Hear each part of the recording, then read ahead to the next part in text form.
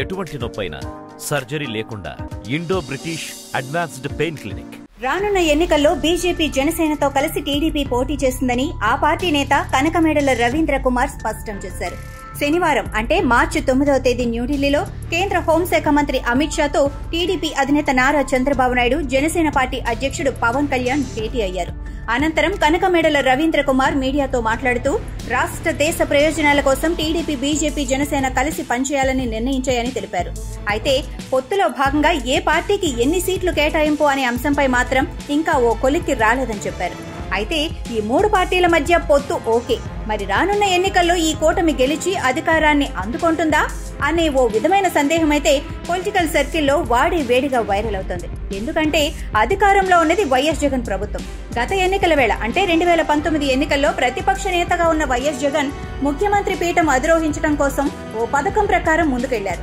ఇంకా clear cut గా చెప్పాలి అంటే ఆయన సొంత చిన్నాన్న వైఎస్ వివేక దారుణ హత్యకు గురి కావడం, అందుకు కొద్ది నెలల ముందు విశాఖ ఎయిర్పోర్ట్ సాక్షిగా కోడికత్తి దాడి ఎపిసోడ్ చోటు చేసుకోవటం, ఈ రెండు ఘటనల్లో వైఎస్ జగన్ బాధితుడిగా మారటమే కాదు, ఆయా ఘటనలకు బాధ్యుడిగా నాటి ముఖ్యమంత్రి టీడీపీ అధినేత నారా చంద్రబాబు నాయుడు పేరును ఆయన ప్రజల్లోకి వెళ్లి పదే పదే వల్లవేయడంతో ఆ ఎన్నికల్లో వైఎస్ జగన్ గెలుపు నల్లేరు మీద నడకే అయిందన్న ఓ చర్చ అయితే సదరు సర్కిల్లో హల్చల్ చేస్తోంది. మరోవైపు గతంలో అంటే 2014 ఎన్నికల్లో టీడీపీ, బీజేపీ కలిసి పోటీ చేస్తే బయట నుంచి జనసేన మద్దతిచ్చింది. ఆ ఎన్నికల్లో ఆ కూటమి ఘన విజయం సాధించడంలో చంద్రబాబు కేబినెట్ లో 2 బీజేపీ ఎమ్మెల్యేలు మంత్రులుగా కొలువు తీరగా, ఇటు మోడీ కేబినెట్ లో 2 టీడీపీ ఎంపీలు సైతం కేంద్ర మంత్రులుగా బాధ్యతలు చేపట్టారు. కానీ ప్రత్యేక హోదాపై మోడీ ప్రభుత్వం అనుసరించిన వైఖరికి నిరసనగా ఎన్డీఏ నుంచి టీడీపీ బయటకు వచ్చింది. దాంతో అటు బీజేపీకి, ఇటు టీడీపీకి మధ్య గ్యాప్ పెరగడంతో ఆ గ్యాప్ ను ఆసరాగా చేసుకుని ఫ్యాన్ పార్టీలోని కీలక నేత విజయసాయిరెడ్డి ఢిల్లీ వేదికగా చక్రం తిప్పడంతో, కేంద్రంలోని పెద్దలు జగన్ పార్టీ వైపు మొగ్గు చూపడంతో 2019 ఎన్నికల్లో ఫ్యాన్ పార్టీ గెలుపుకు అదో కారణమై కూర్చుంది. అయితే 2014 ఎన్నికల వేళ ఉన్న పరిస్థితులు వేరు, ప్రస్తుతం అంటే 2024 ఎన్నికల వేళ ఉన్న పరిస్థితులు వేరు. ఇంకా స్పష్టంగా చెప్పాలి అంటే 2014 ఎన్నికల వేళ ఉమ్మడి ఆంధ్రప్రదేశ్ రాష్ట్ర విభజన జరిగింది. దాంతో ఆంధ్రప్రదేశ్ రాజధాని లేని రాష్ట్రంగా మారటంతో ఎంతో అనుభవం ఉన్న టీడీపీ అధినేత చంద్రబాబు నాయుడు ముఖ్యమంత్రి అయితే ఆయన సారథ్యంలో ఆంధ్రప్రదేశ్ అభివృద్ధి పదంలో పయనిస్తుందని భావించిన ప్రజలు టీడీపీ వైపు మొగ్గు చూపారు. అదీ కాక కేంద్రంలోని మోడీ సర్కార్ సైతం చంద్రబాబుకు సంపూర్ణ సహాయ సహకారాలు అందిస్తుందని భావించి ఆ పార్టీల కూటమికి ప్రజలు బ్రహ్మరథం పట్టారు. దాంతో నాడు ఆ కూటమి అధికారాన్ని చేపట్టింది. కానీ నాడు ప్రధాని అభ్యర్థిగా నరేంద్ర మోడీ నాటి ఎన్నికల ప్రచార వేళ ఇచ్చిన హామీలకు, ఆయన అధికారంలోకి వచ్చిన తర్వాత ప్రధానిగా ఆయన వ్యవహరించిన తీరు పట్ల ప్రజలు తీవ్ర నిరసన వ్యక్తం చేశారు. ఇంకోవైపు అప్పటికే ప్రతిపక్ష నేతగా వైఎస్ జగన్ పాదయాత్ర చేస్తూ చంద్రబాబు ప్రభుత్వంపై విపరీతమైన ఆరోపణలు అంటే ఉన్నవి లేనివి కూడా కల్పిస్తూ ఓ విధమైన విమర్శల పర్వానికి తెరతీశారు.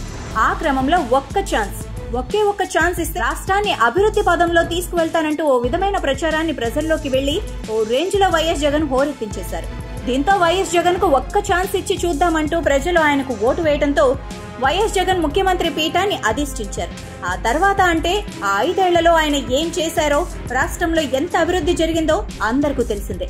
కానీ ప్రస్తుతం ఈ 3 పార్టీలు కూటమిగా ఏర్పడి ఎన్నికలకు వెళ్తున్నాయి. అలాంటి వేళ అధికార పార్టీ అధినేత వైఎస్ జగన్ ప్రజాస్వామ్యబద్ధంగా నడుచుకుంటారా అంటే సందేహమే అన్న ఓ అభిప్రాయం అయితే సర్వత్రా వ్యక్తమవుతోంది. ఎందుకు అంటే గత ఎన్నికలకు ముందు ఆయన అధికారంలోకి రావడం కోసం సామధాన భేద దండోపాయాలను ఉపయోగించారని, ఇంకా సోదాహరణగా వివరించాలి అంటే కోడికత్తి దాడి, బాబాయ్ గొడ్డలిపోటు ఎపిసోడ్ చోటు చేసుకున్నాయని. అయితే రానున్న ఎన్నికల వేళ మరోసారి అధికారాన్ని అందుకోవటం కోసం ఆయన ఎటువంటి డ్రామాలకు తెర తీస్తారన్న ఓ చర్చ సైతం సదరు సర్కిల్లో వాడి వేడిగా నడుస్తోంది. మళ్లీ ఎన్నికల్లో గెలిచి అధికారం అందుకోవటం కోసం వైఎస్ జగన్ ఎంతవరకైనా వెళ్తారన్న ఓ ప్రచారం అయితే ఇప్పటికే అటు మీడియాలో, ఇటు సోషల్ మీడియాలో వైరల్ అవుతోంది. ఆ క్రమంలో ఓటర్లను ప్రలోభాలకు గురి చేసేందుకు ధన కనక వస్తు రూపేణ మోతాదుకు మించి తైలాలు అందించి మహాక్రతువుకు ఆయన ఇప్పటికే తెరతీశారన్న ఓ ప్రచారం అయితే తెలుగునాట ఓ మోత అయితే మోగిపోతోంది. అలాగే రాష్ట్రంలో కనిపించని 4వ సింహాన్ని అంటే పోలీస్ వ్యవస్థను బాలనాగమ్మను మాయల ఫకీర్ మాయం చేసి ఓ ఆట ఆడుకున్నట్లు ఈ ప్రభుత్వాధినేత కాకి వ్యవస్థను తన చెప్పు చేతల్లో పెట్టుకుని ఓ ఆట ఆడుకుంటున్నారన్న ఓ చర్చ సైతం ఇప్పటికే జనబాహుళ్యంలో దూసుకుపోతోంది.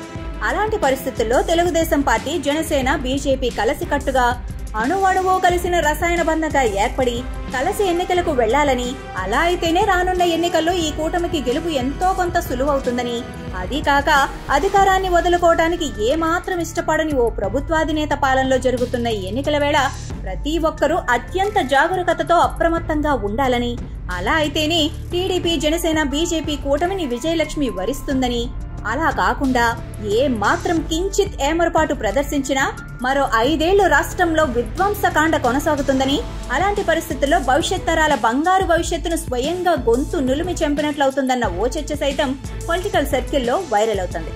ఏది ఏమైనా పార్టీల అధినేతలు కింది స్థాయి పార్టీ శ్రేణులను సైతం కలుపుకొని అంతా ఒక్క తాటిపైకొచ్చి ముందుకు కదిలితే మాత్రం అహంకారులనే కాదు, బకాసురులను, నరకాసురులను, భస్మాసురులను సైతం మట్టి కరిపించడం ద్వారా భూమిలోని నవ్యాంధ్ర రాజధాని అమరావతి సైతం సరికొత్తగా కాంతులీనుతోందన్నది మాత్రం సుస్పష్టం.